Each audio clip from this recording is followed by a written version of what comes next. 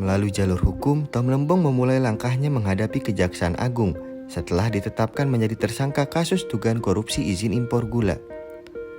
Mantan Menteri Perdagangan Tom Lembong ditetapkan menjadi tersangka karena memberikan izin impor gula saat negara dalam kondisi surplus gula pada periode 2015-2016. Melalui tim kuasa hukumnya, Tom Lembong secara resmi menggugat status tersangka yang ditetapkan Kejagung melalui pra-peradilan di Pengadilan Negeri Jakarta Selatan. Kita dapat nomor 113. Ya, dan dalam proses nanti kita akan dipanggil sidang dan untuk melaksanakan persidangan. Kuasa hukum Tom Lembong, Ari Yusuf Amir, menilai ada sejumlah kejanggalan dalam proses penetapan tersangka. Ia mengatakan Kejaksaan Agung tak memiliki bukti kuat saat menetapkan Tom Lembong sebagai tersangka. Selain itu, Ari menyoroti Kejaksaan Agung yang tak memberikan penasihat hukum dalam proses penetapan tersangka Tom Lembong. Ari mengklaim tak ada kerugian negara dalam temuan Badan Pengawas Keuangan di kasus dugaan korupsi impor gula yang melibatkan Tom Lembong.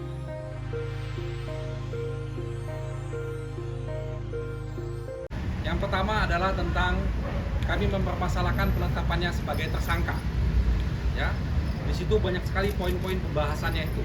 Antara lain misalnya tentang pada waktu proses penetapan sebagai tersangka tidak memiliki dua alat bukti yang cukup.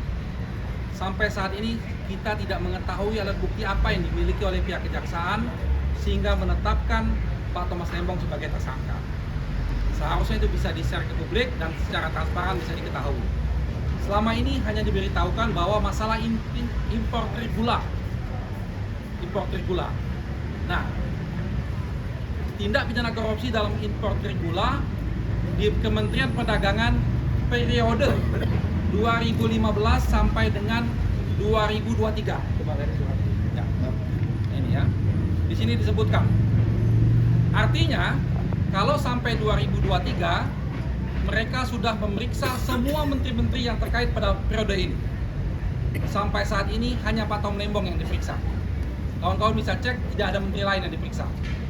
Sedangkan Pak Tom Lembong itu menjabat hanya 1 tahun, 2015 sampai Juli 2016. Artinya periode yang selanjutnya bukan Pak Thomas Lembong lagi. Nah, kalau betul kejaksaan menyidik periode itu, maka sudah layaklah mereka memeriksa menteri-menteri yang lainnya. Ini sama-sama kita tunggu nih, sampai Pak Tom Lembong sebagai tersangka dan sampai ditahan, belum ada menteri-menteri lain yang diperiksa. Artinya apa? Silakan diterjemahkan sendiri. Lalu selanjutnya tentang kaitan tentang kerugian negara.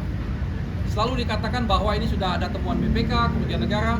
Sampai saat ini, temuan BPK yang kami baca tidak menunjukkan adanya kerugian negara dalam kebijakan yang diambil tersebut. Ada beberapa hal yang salah dan diminta diperbaiki untuk menegur Dirjen Perdagangan Luar Negeri dan Direktur Impor. Hanya sebatas itu. Jadi kalau dikatakan kerugian negara dari mana? Karena pasal 2 dan pasal 3 Undang-Undang Korupsi itu delik material yang betul-betul harus dijelaskan secara limitatif tentang aktual loss, kerugian negaranya. Nah, sampai saat ini kerugian negara yang dimaksud belum jelas. Katanya ada angka 400 miliar, temuan dari siapa?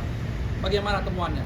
Karena dalam putusan Mahkamah Konstitusi sudah dijelaskan, tidak boleh lagi dalam menyidik perkara korupsi disebutkan tentang potensial loss, itu tidak boleh lagi. Tapi harus aktual loss, kerugian yang nyata. Lalu selanjutnya kami mempermasalahkan juga masalah penahanan. Ya, penahanan Pak Tom Lembong dimulai beliau dipanggil sebagai saksi. Dipanggil sebagai saksi, beliau hadir, lalu pada saat habis pemeriksaan, beliau langsung ditetapkan sebagai tersangka dan dilakukan penahanan. Ini juga banyak masalah di sana. Misalnya contoh, ditunjuknya kuasa hukum oleh kejaksaan. Ini melanggar perundang-undangan KUHP. Karena dalam pasal 55, setiap terdakwa, tersangka, berhak memiliki penasihat hukum yang ditunjuk sendiri.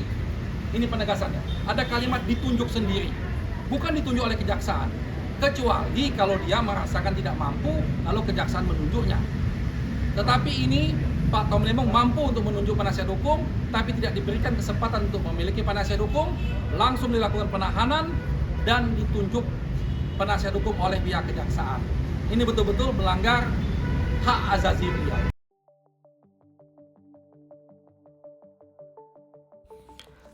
Ari menilai Kejagung tebang pilih dalam menangani kasus dugaan korupsi impor gula di lingkungan Kemendak. Ia pun menuntut Mendak lain setelah era Tom Lembong turut diperiksa. Tim kuasa hukum juga meminta Tom Lembong dibebaskan karena menilai penahanan terhadap kliennya tidak sah karena tidak memenuhi syarat objektif dan subjektif penahanan. Alasan objektif penahanan tertuang dalam pasal 21 ayat 4 KUHP, yakni tidak diancam pidana 5 tahun atau lebih. Sementara itu, alasan subjektif penahanan meliputi kekhawatiran penyidik bahwa tersangka akan kabur, menghilangkan barang bukti, dan mengulangi tindak pidana. Ini Pak, apakah terkait pra-peradilan ini juga menuntut pemeriksaan menteri-menteri sebelum dan sebanyak di MPus tersebut? Ya kalau itu bukan ranahnya peradilan, tetapi silakan dinilai sendiri bahwa tadi sudah ada dibagikan dokumennya. Penyidikan ini kaitan dengan importasi gula di Kementerian Perdagangan tahun 2015 sampai 2023. Artinya mereka menyidik sampai 2023. Nah pertanyaannya, kalau mereka tidak memeriksa menteri-menteri di periode selanjutnya, itu pertanyaan.